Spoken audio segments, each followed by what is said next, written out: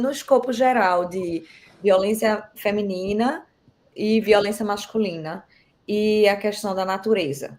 Tipo, será que os homens são naturalmente violentos no sentido mais evolutivo, né? E biológico também, por causa da testosterona e tal. E a violência da mulher, ela se expressa de outra forma, como vocês já comentaram aí, a questão da manipulação psicológica, né? E do afetiva.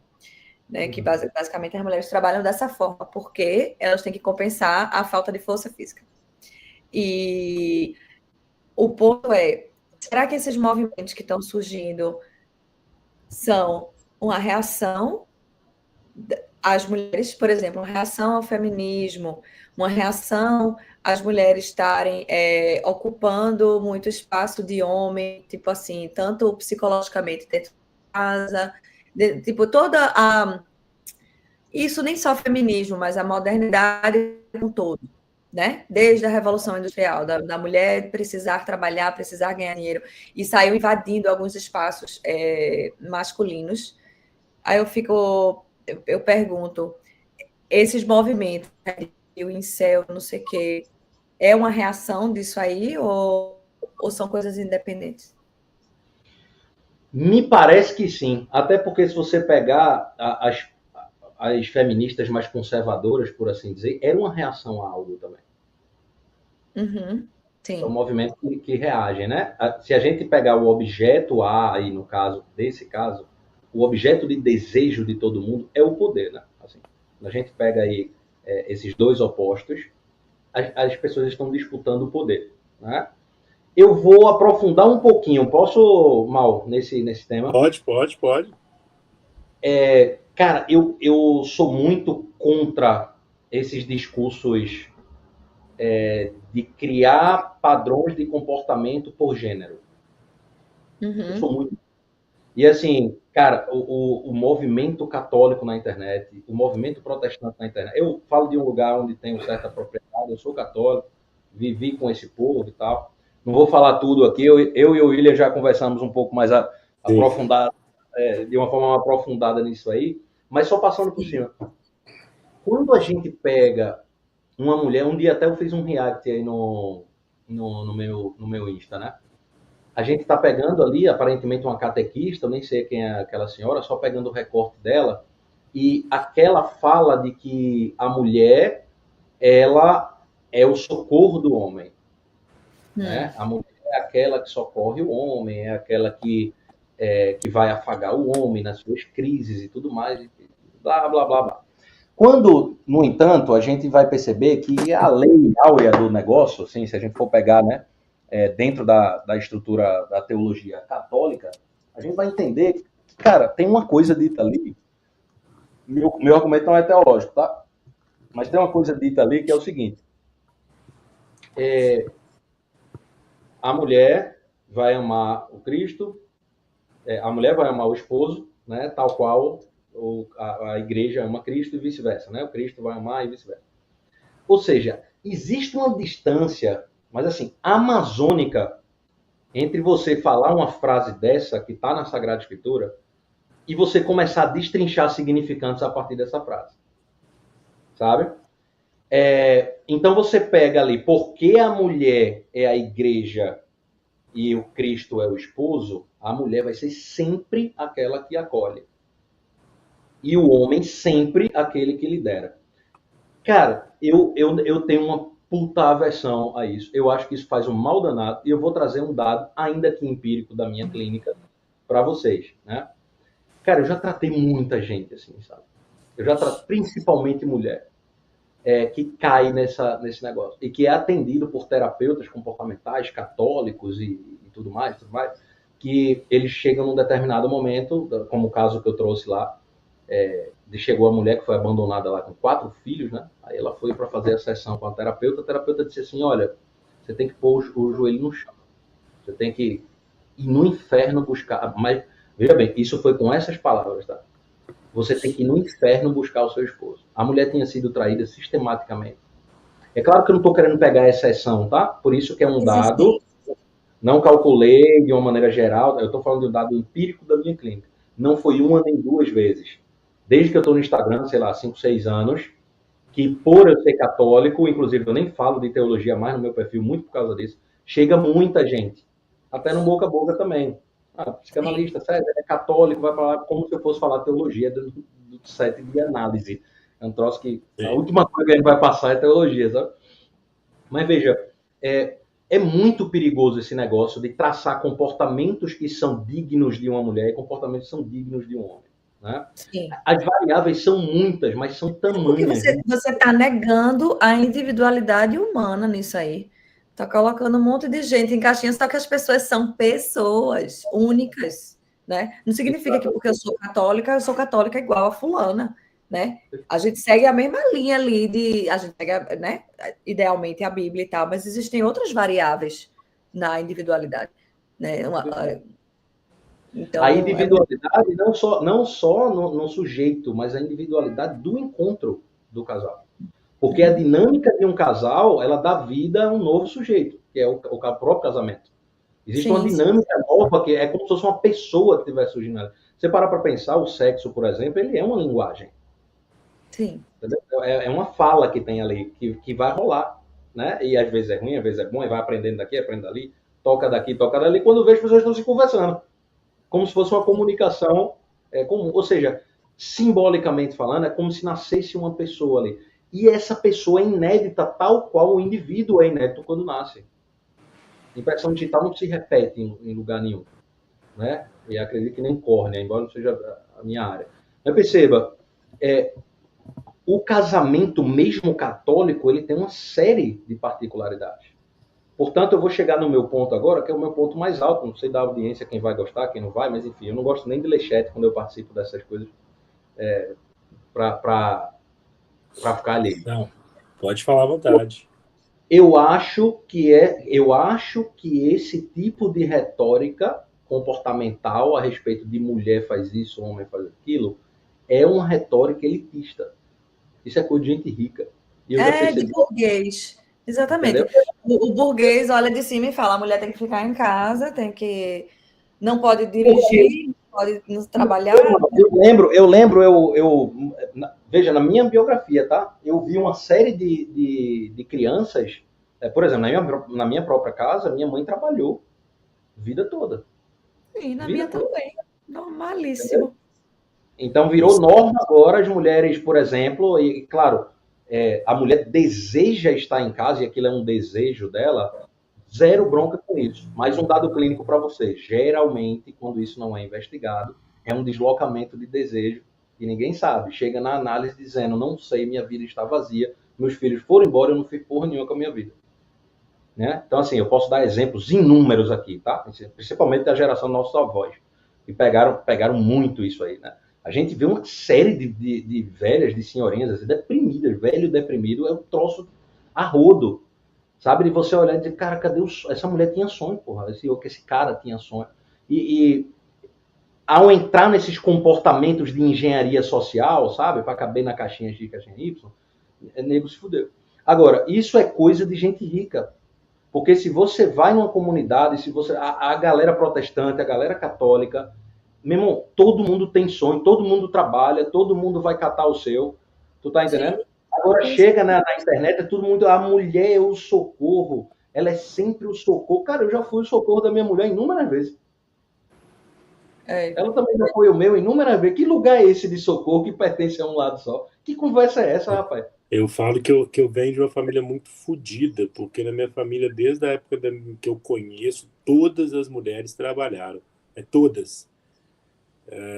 Eu só acho que, tipo assim, eu concordo contigo, é um discurso muito elitista que, infelizmente, dentro dessa nossa bolha aqui, ela acaba reinando, porque é uma questão confortável, mas é um discurso principalmente de quem quer condicionar comportamento. Então, a galera nem questão de elite. É como a sensação que eu tenho no Instagram é como se, sei lá, o pessoal que... Estou generalizando, tá? Só para chegar no ponto. Sim. Eles precisam fazer fórmulas prontas para captar um número maior de clientes, pô. Entendeu? Porque quando você bota uma fórmula pronta, é mais fácil, tipo, isso acontece comigo também. Então, ele pode me ajudar, vou comprar esse curso. Só que aí faz isso em série, entendeu? Isso é, inclusive, uma técnica de marketing. Sim. Então, assim, sai categorizando o negócio para você atingir, de maneira mais geral, para você atingir o geral. Então, isso é muito tóxico, entendeu? Isso aí é enganar a galera. Eu acho que a galera tem que aprender que, principalmente quem é católico, que a igreja e o padre ainda continuam sendo as pessoas mais confiáveis para você trabalhar com isso. Eu vejo muita gente falando assim. Em relação aos padres, olhe lá. Olhe lá em relação aos padres, né? Você tem ali, mas entre o padre e o templário que está tentando voltar ali, né? O padre, ele estudou pelo menos um tempo maior. Mas para a galera pensar um pouquinho nessa questão que o influencer ali, muita gente fala assim, não, porque a igreja fala isso. Fala assim, não, a igreja fala isso, ou um influencer falou com você que a igreja fala isso. Sim. Entendeu? Então. Porque também tem esse problema na internet, a galera não checa na fonte. Porque é complexo também. Eu concordo que é complexo. É o story de fulano, entendeu? Como se fulano fosse a autoridade do catecismo. Você não vai pegar lá o livro amarelo, isso aí, cadê isso? Né? Não. Foi fulano que... Desculpa, desculpa, você estava terminando. Não, só isso. Tem um gaslighting que rola, assim, que é uma parada... Né? Tem um maluco que fala aí, acho que vocês receberam ele, esqueci o nome dele, ele é da PBE, né? Eu não sou um cara de segregar a área de psicologia, acho que saúde mental tem que ser da área que o nego escolher, sabe? Sim. Mas tem uma ficha da PBE com a psicanálise e tal. O Mário Mendes. Não aquele que atrás do armário, mas o maluco, ele investigou bem mais a sério do que eu, né? Mas eu percebi um movimento, isso inclusive vai ser o ponto do meu TCC, a minha argumentação do meu TCC do curso de Teologia Católica é justamente cruzar a malha da psicanálise, que é uma coisa extremamente antagônica para as pessoas à religião católica, e eu vou pegar esses pontos e vou cruzar essas malhas, né? Há exemplo do deslocamento de desejo que acontece do grande outro das redes sociais.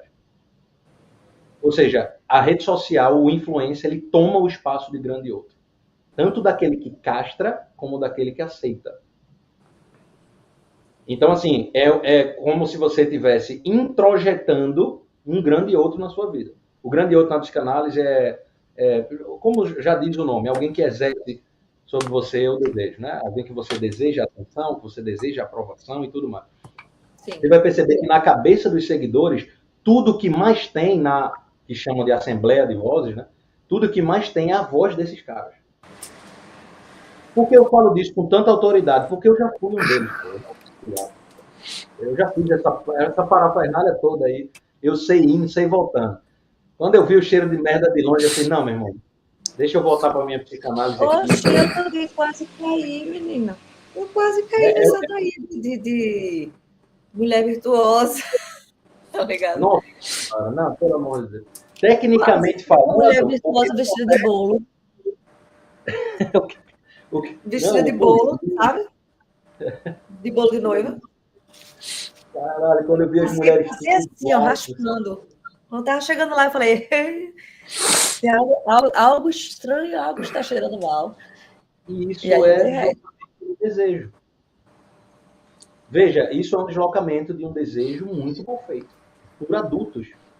Aqui está o ponto que, quando a gente fala de complexo de Édipo, ninguém está falando de criança, isso é só um mito. A gente está vivendo castração o tempo inteiro. Agora, nesse momento, a gente está sendo castrado. Enquanto a gente está aqui, vai ter alguém no comentário que vai dizer, olha, isso aí que tu falou é uma merda. Sim. Entendeu? E eu tenho que saber para onde eu vou deslocar a aprovação que eu queria desse cara.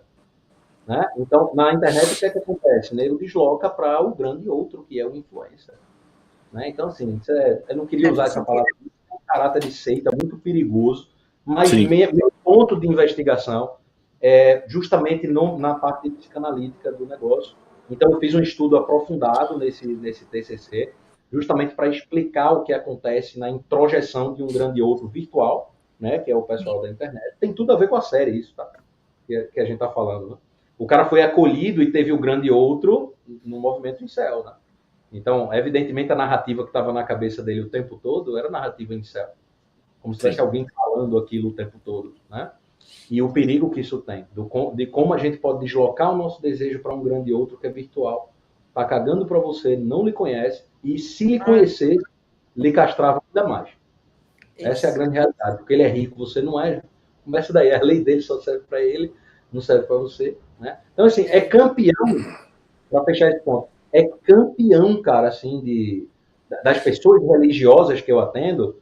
Pessoas pensam que por eu ter falado da minha religião há alguns anos atrás, eu só recebo pessoas religiosas. Cara, 10%.